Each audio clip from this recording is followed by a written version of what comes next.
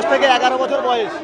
এই বাচ্চাটাকে আমাদের এখানে কিছু আরএসএস দুর্নীতিবাজ মানে কি একদম নৃশংসভাবে এই বাচ্চাটাকে রেপ করে এবং রেপ করে এই বাচ্চাটাকে বস্তার মধ্যে দিয়ে জলে ডুবিয়ে রাখে।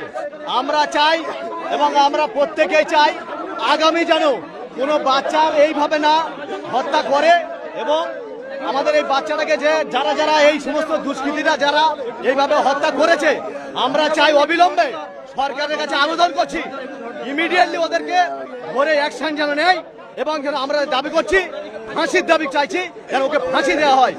আর আমাদের এখানে যে ক্যাম্প আছে এই ক্যাম্পে পুলিশ ওদেরকে অ্যারেস্ট করেছিল, দুজনকে ধরেছিল, শান্তনু এবং আরেকজনকে ধরেছিল, তার নাম জানি না। আর ও বিজেপির নেতা বলে এই সমস্ত কুকীর্তি কাজটা করতে পেরেছে। আমরা চাইছি ওকে অবিলম্বে ধরে, ওকে ধরেছিল পুলিশ ছেড়ে দিয়েছে ক্যাম্প থেকে, আমরা চাইছি ওকে যেন ইমিডিয়েটলি ধরে ফাঁসি দেয়। পুলিশকে আর যে সমস্ত পুলিশ এই সমস্ত কাজ করেছে আমরা চাই ওনাকে সাসপেন্ড করে দেয়।